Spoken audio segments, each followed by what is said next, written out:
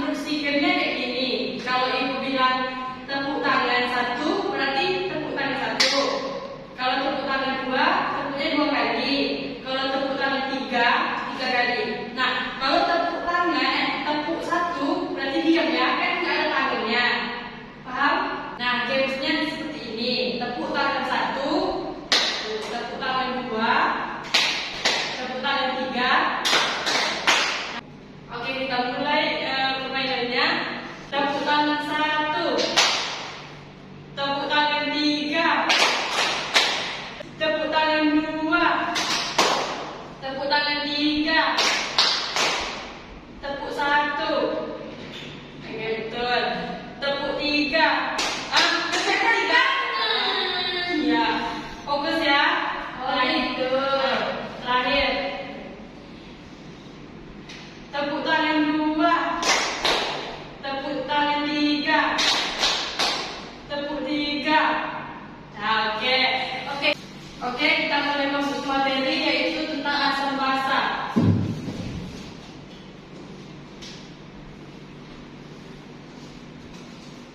Nah, masuk ke pengertian.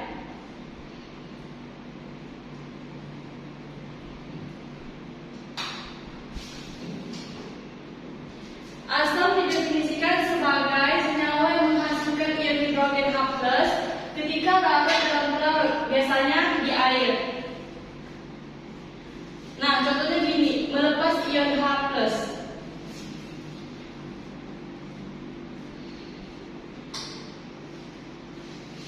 Selanjutnya sifat asam, yaitu senyawa asam memiliki rasa asam. Seperti contohnya, kalian tahu? Lemon, jeruk, ya. Terus kalau contoh basa tadi apa? Pepsodent, sabun, Sirih, ya. Nah, sifat asam tadi yaitu sebagian besar reaksi dengan logam menghasilkan H2. Yang ketiga, dapat mengubah warna zat yang dimiliki oleh zat lain atau dapat dijadikan indikator asam atau basa.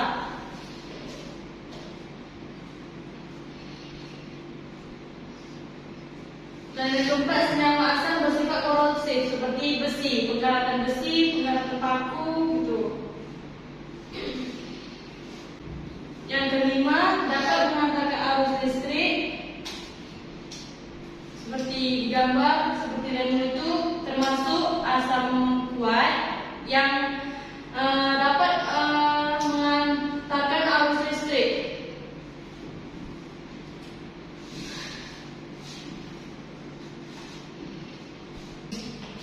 Nah, masuk ke pengertian basa.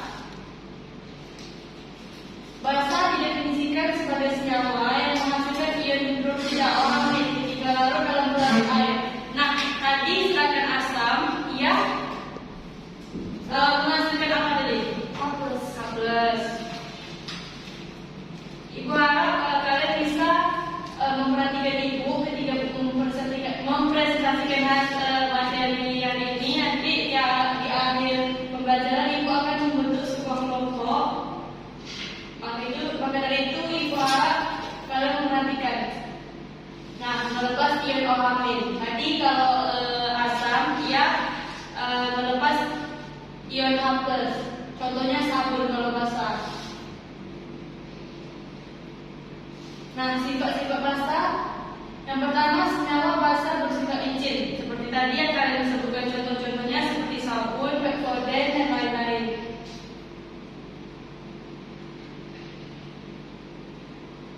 Yang kedua, dapat mengubah warna zat lain, warna yang biasanya berbeda dengan asam. Yang ketiga, menetralkan sifat asam yang membuat senyawa basa terasa pahit. Yang kelima, menghasilkan ion OH- dalam air.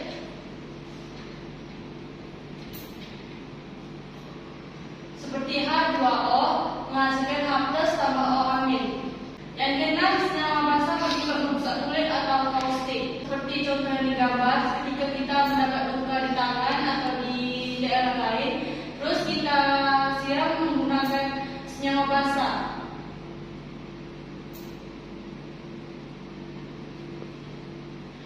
Yang ketujuh, berubah warna kertas indikator merah menjadi biru.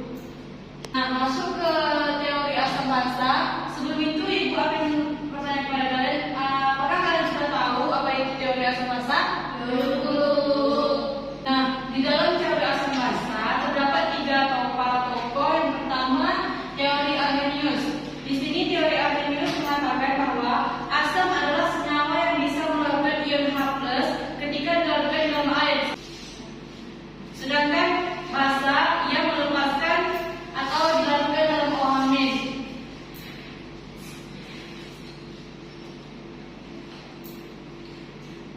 Yang kedua, teori menurut Bronsted-Lowry, yaitu zat yang memiliki kecenderungan untuk menyumbangkan ion H+ pada zat lain adalah asam.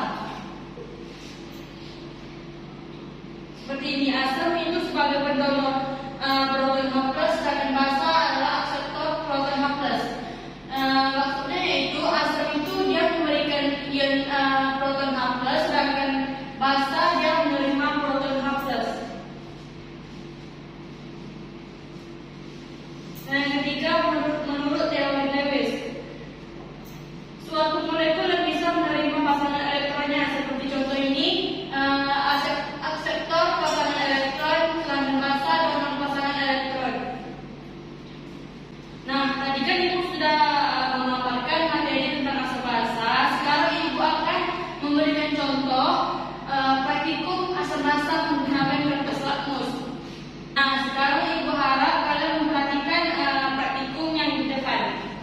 Nah, masuk ke kertas lakmus biru, jika dicelupkan ke air sabun menjadi kertas merahnya berubah menjadi warna biru, sedangkan biru tetap menjadi warna biru. Jika dilarutkan atau dimasukkan di dalam larutan juga, maka warna biru akan berubah menjadi warna merah. Di PPT ada kesalahan sedikit, itu yang warna biru itu berubah menjadi warna merah, dan warna merah tetap menjadi warna merah. Selanjutnya ke air garam. Tidak ada terjadi perubahan apapun karena air garam bersifat netral, maka tidak mengubah suatu lakmus menjadi atau berubah warna.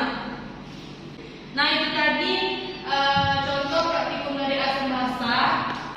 Ibu akan menugaskan kalian untuk mengerjakan sebuah LKPD yang dibentuk sekitar 2 kelompok.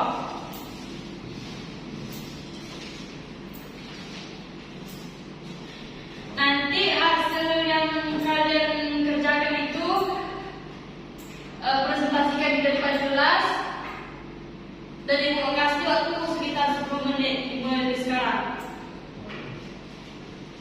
Nah, sekarang mengerjakan LKPD sudah selesai. Sekarang Ibu silakan perwakilan kelompok 1 orang aja untuk mempresentasikan hasil tugas dari yang di LKPD. Maju ke depan. Saya Bu. Ya, maju ke depan.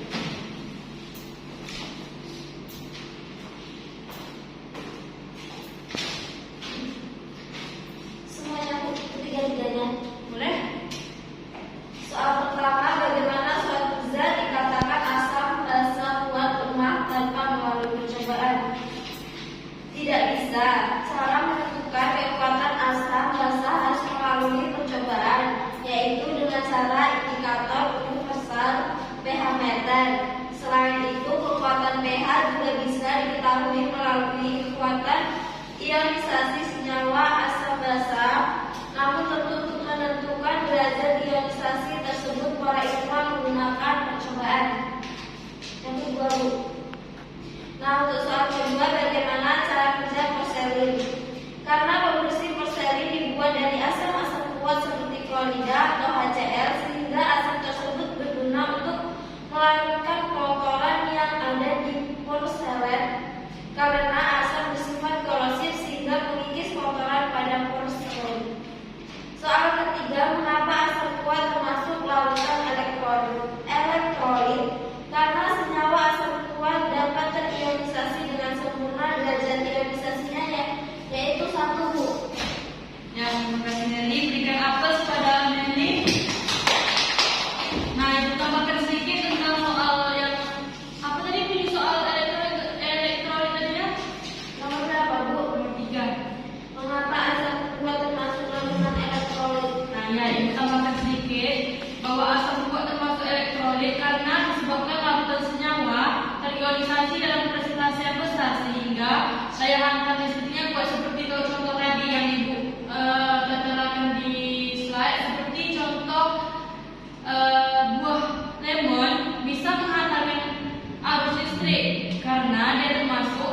kuat. Nah, maka dari itu disebutlah mengapa